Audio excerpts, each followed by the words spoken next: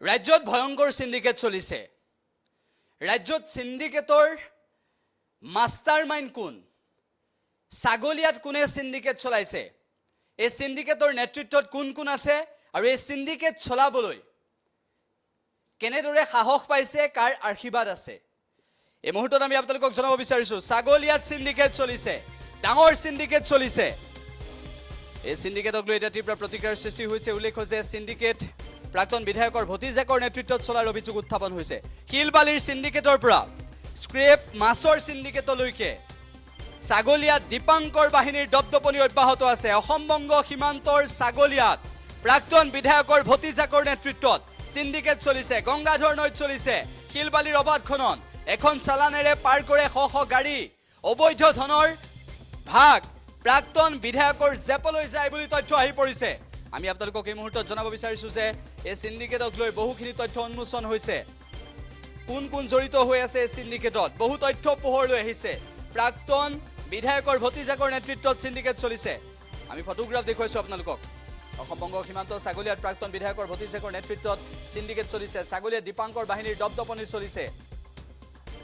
মুখ্যমন্ত্ৰী ডক্টৰ হিমন্ত বিশ্ব শৰ্মাৰ সিন্ডিকেট বিৰোধী স্থিতিক বুঢ়াঙুলি দেখুৱাইছে গোলকগঞ্জৰ বিজেপিৰ প্ৰাক্তন বিধায়কৰ ভতিজা দীপাংকৰ চৰকাৰৰ নেতৃত্বত চলিছে স্ক্ৰেপ আৰু মাছৰ সিন্ডিকেট কেৱল ছাগলিয়াৰ সিন্ডিকেটেই নহয় শিল আৰু বালিৰ মাফিয়া ৰূপত অৱতীৰ্ণ হৈছে দীপাংকৰ চৰকাৰ শিল আৰু বালিৰ মাফিয়া গংগাধৰ নৈত চলিছে শিলবালিৰ অবাধ খনন এখন চালানেৰে পাৰ কৰে শ গাড়ী অবৈধ ধনৰ ভাগ হয় নেকি প্ৰাক্তন বিধায়কৰ লগত অবৈধ ধনৰ ভাগ প্ৰাক্তন বিধায়কৰ জেপলৈ যায় এনে ধৰণৰ অভিযোগ উত্থাপন হৈছে পাছিং মাফিয়া আবু আৰু কানুক লগত লৈ দীপাংকৰ চৰকাৰে ছাগলিয়াত গঢ়ি তুলিছে স্ক্ৰেপ আৰু মাছৰ সিন্ডিকেট এই সন্দৰ্ভত দা নিউজ প্লাছে পূৰ্বৰ প্ৰতিবেদনত বহু তথ্য উদঙাইছিল ছাগলিয়া গেটত দীপাংকৰ বাহিনীক ধন নিদিয়াকৈ পাৰ হ'ব নোৱাৰে কোনো এখন ট্ৰাক আবু হানা মুস্তাফা কামাল ওৰফে আবু আৰু খুছুমুদ্দিন ওৰফে কানুক লগত লৈ দীপাংকৰ চৰকাৰে সিন্ডিকেটৰ নেতৃত্ব দি জেপ গধুৰ কৰিছে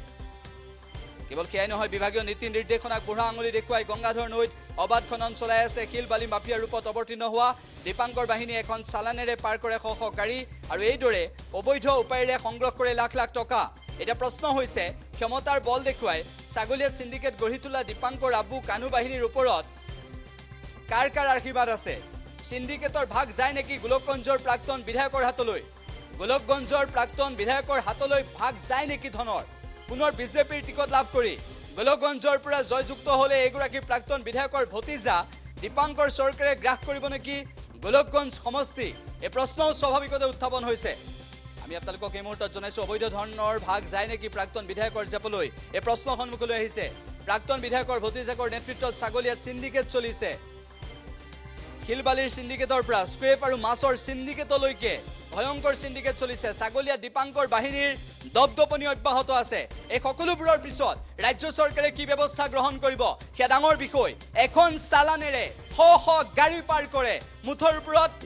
এই ভয়ংকৰ তথ্য পোহৰলৈ আহিছে